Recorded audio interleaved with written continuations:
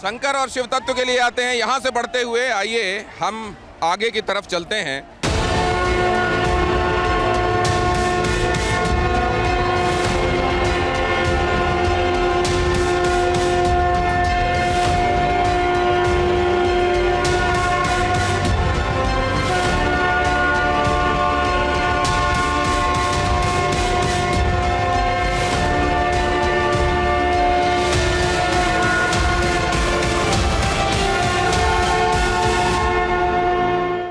जैसे न्यूनतम पात्रता होती है हर चीज को करने के लिए कि आप 10वीं पास होंगे तब अमुक काम कर सकते हैं, 12वीं पास होंगे तो ही आपकी अहर्ता पात्रता ये होगी, वैसे ही साधु संतों के लिए, महामंडलेश्वरों के लिए, शंकराचार्य के लिए अहर्ता पात्रता क्वालिफिकेशन के हिसाब से भी चीजें तय होनी चाहिए। ये लगता है आपको? जरूरी है, साथ में भाव भी देखना चाहिए, भक्ति भी देखना चाहिए और विश्वास भी देखना चाहिए। सभी चीज़ों का स्मरण करना चाहिए, उसी के अनुसार कार्य होना चाहिए। शिक्षा देखें, विद्या देखें, सब कुछ देखें, पर साथ में ये भी देखें कि उसके भीतर भगवान के प्रति भाव कितना है, भक्ति कितनी है। केवल मूल कमाना नहीं या मूल अपना प्रचार करना नहीं, भगवान की अविरल भक्ति का प्रचार कितना कर रहे हैं वो मूल है। अच्छा, आपका अनुभव क्या कहता है? साधुओं और संतों के वेश में कई बार ठग, धूर्त और शैतान भी होते हैं कि नहीं? देखिए, ये तो पुराना समय से होते आ रहा है कि कई लोग ऐसे हैं असुर कि वो वस्त्र चेंज कर लेते हैं, कई असुर ऐसे हैं कि स्वरूप चेंज कर लेते हैं और कहीं ना कहीं किसी ना किसी रूप में सनातन को घात पहुंचाते हैं। तो हो सकता है कि उनमें कुछ लोग ऐसे छुपे हुए होते हैं। तो हमको केवल वो देखना, हमें तो भगवान शिव की भक्ति देखना है, हमें भगवान राम की भक्ति देखना है, हमें भगवान का भजन देखना है। हमें इस आडंबर में अन्य चीज़ों में नहीं पड़ना कि कौन क्या कर रहा है। हमें तो भगवान की केवल भक्ति से मतलब रखो। कहीं मत जाओ, शिव के मंदिर में जाके एक लोटा जल चढ़ाओ। ये ब्रिज आपने क्या सोचकर बनाया था, ये जो पुल बनाया? और यहाँ जो हम शिवलिंग देख रहे हैं ये क्या है? यहाँ जरा रुकिए एक सेकंड। कंकर शंकर का शिवलिंग है, हाँ। जहाँ हम लोग खड़े हुए हैं।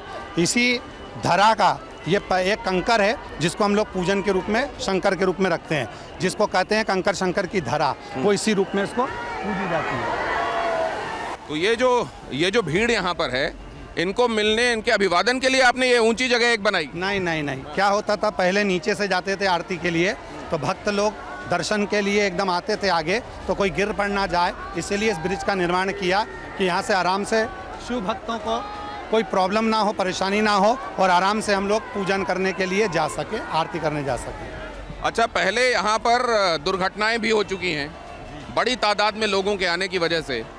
उसकी वजह आप क्या मानते हैं, क्या चूक हुई थी और क्या इस बार आपने ख्याल रखा है? देखिए, यहाँ कोई दुर्घटना ऐसी नहीं हुई कि समिति द्वारा या प्रशासन द्वारा कोई को अटैक आ गया, कोई का हार्ट काम करना बंद कर दिया, कोई का शुगर बीपी गड़बड़ हो गया। यहाँ जितनी भी घटनाएं हुई है, लोग बीमार व्यक्ति यहाँ आते हैं। भगदड़ नहीं हुई कभी? भगदड़ कभी नहीं, कभी यहाँ का प्रमाण है भगदड़ कभी नहीं हुई। कोई प्रमाण ऐसा नहीं है कि यहाँ भगदड़ हुई है। तो इस भीड़ को नियंत्रित करने के लिए समिति की तरफ से क्या होता है? समिति की तरफ से पूरी फोर्स लगाई जाती है, सेवादार लगाए जाते हैं और प्रशासन भी अपनी पूरी फोर्स लगाती है। प्रशासन सेवा समिति की तरफ से यहाँ पर पूरी तैयारियां, देखिए जरा, यहाँ आपको दिखाई भी देंगे अलग अलग तरह के यूनिफॉर्म में लोग लगाए हुए हैं ताकि यहाँ की व्यवस्थाएं सुनिश्चित की जा सकें। इसी के साथ महाराज कक्ष में जा चुके हैं। अब पंडित जी के साथ चर्चा का अगला हिस्सा कथा के मंच से।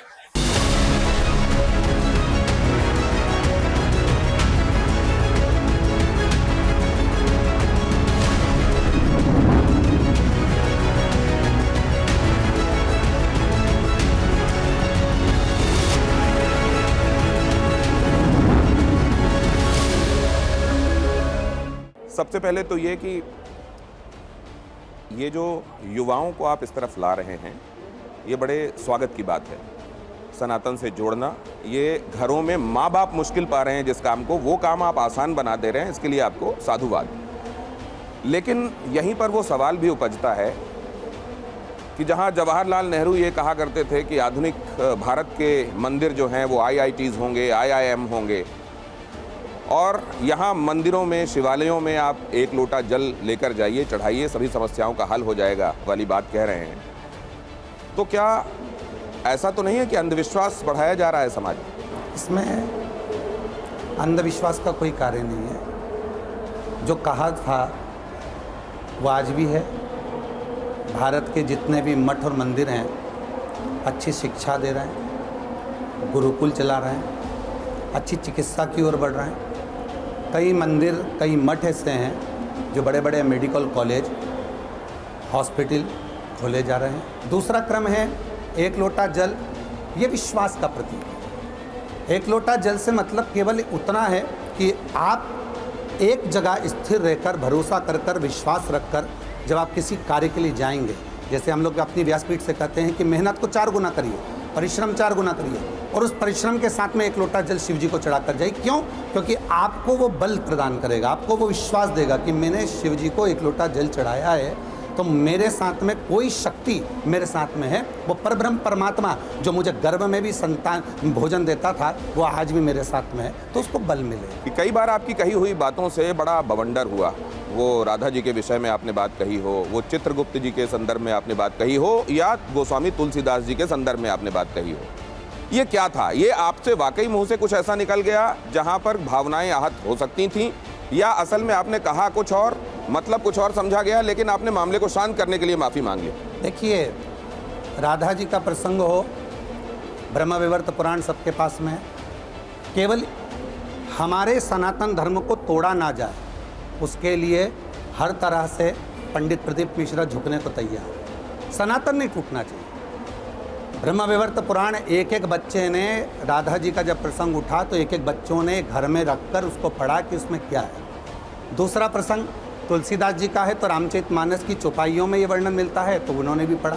तीसरा प्रसंग है चित्रगुप्त महाराज जी का, तो उसको कहीं और से जोड़कर कहीं और को ले जाया गया। हम लोग कभी भी व्यासपीठ पर कोई वक्ता बैठता है या कोई वक्ता प्रवचन देता है तो वो किसी को चोट पहुंचाने के लिए नहीं बैठता। एक व्यास वक्ता जब भी अपने भाव कहता है तो जिस समय पर जो घड़ी चल रही होती है, जैसे एक गाड़ी चलाने वाला, उसको मालूम है कि कौन सी स्पीड में किस जगह पर गाड़ी चला रहा है, ये उसको मालूम है। अब सामने से एकदम ट्रक आ गया और वो उसकी स्पीड उसको मालूम है, फिर भी उसने रोक लिया, फिर भी उसने संभाल लिया, ये उसके ऊपर निर्भर करता है। तो कोई वक्ता व्यासपीठ पर बैठकर किसी को तोड़ने की या किसी धर्म को नीचा दिखाने की या किसी समाज को नीचा दिखाने का काम नहीं करता। वक्ता हमेशा हर समाज को ऊपर उठाने का कार्य करता है।